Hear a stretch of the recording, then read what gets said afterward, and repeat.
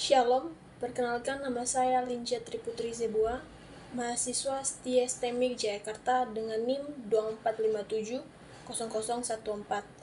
Video ini saya buat untuk memenuhi tugas pendidikan agama Kristen dengan dosen pengampu, Bapak Spencer Ripplehout Hutapea. Judul materi yang akan kita bahas selanjutnya yaitu kenaikan Yesus. Ada beberapa pokok yang akan kita bahas, yaitu kenaikan Yesus, D. Proses kenaikan, C. Makna kenaikan Yesus, dan D. Dampak kenaikan Yesus. Bagian A. Kenaikan Yesus. Kenaikan Yesus Kristus merupakan peristiwa terangkatnya Yesus Kristus pada hari ke-40 sesudah hari Paskah. Yesus Kristus diangkat setelah memperlihatkan diri di Bukit Zaitun serta sebagai akhir dari perjalanannya.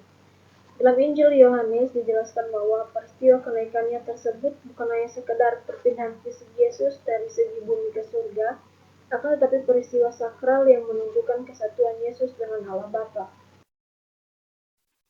Peristiwa kenaikan ini juga menjadi bagian dari perayaan turunnya Roh Kudus di hari Pentakosta, dan secara tradisional, hari kenaikan dirayakan pada hari Kamis, hari ke-40 setelah Paskah. Akan tetapi terdapat beberapa denominasi Kristen yang memindahkan perayaan tersebut pada hari Minggu berikutnya. D. Proses kenaikan. Proses kenaikan Yesus tercatat jelas dalam Alkitab Perjanjian Baru dalam kitab Kisah Para Rasul pasal 1 ayat 9 sampai 11. Ini adalah bagian utama yang menggambarkan proses kenaikan Yesus. Setelah kebangkitannya, Yesus muncul kepada murid selama 40 hari dan selama itu ia mengajarkan tentang kerajaan Allah dan mempersiapkan mereka untuk misi yang akan datang. Sebelum kenaikannya, Yesus memberikan perintah kepada para muridnya untuk memberitakan Injil ke seluruh dunia. Terdapat dalam Matius pasal 28 ayat 19 sampai 20 atau lebih dikenal sebagai amanat agung.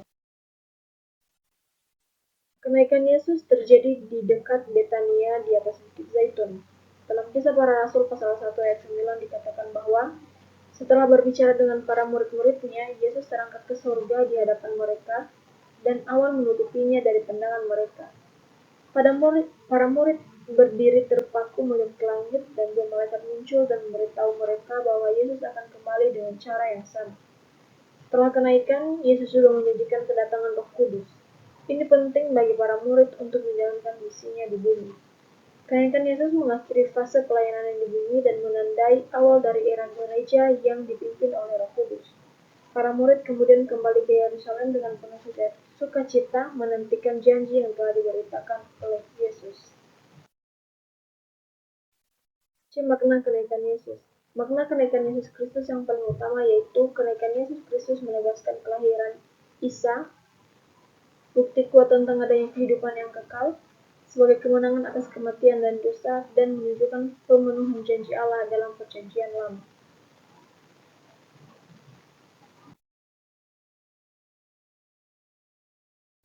Dalam Markus 16 ayat 19, yang berbunyi sesudah Tuhan Yesus berbicara demikian kepada mereka, terangkatlah ia ke surga lalu duduk di sebelah kanan Allah.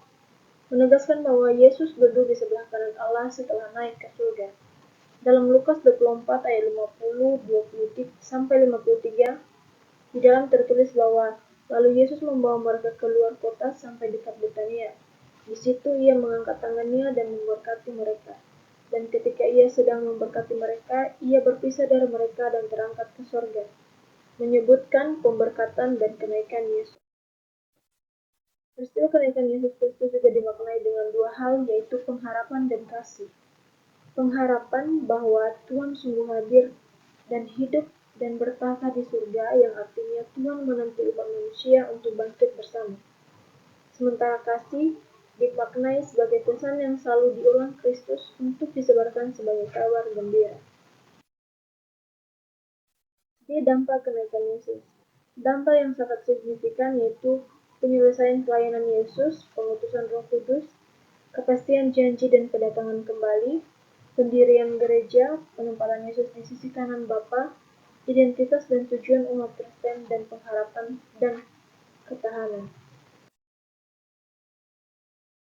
kesimpulan secara keseluruhan, kenaikan Yesus Kristus adalah momentum yang mengubah arah pelayanan gereja dan memberikan dasar teologis bagi kehidupan umat Kristen dan peristiwa penting dalam iman Kristen yang menandai transisi dari pelayanan fisik Yesus di bumi ke pengaturannya di surga sebagai kepala gereja.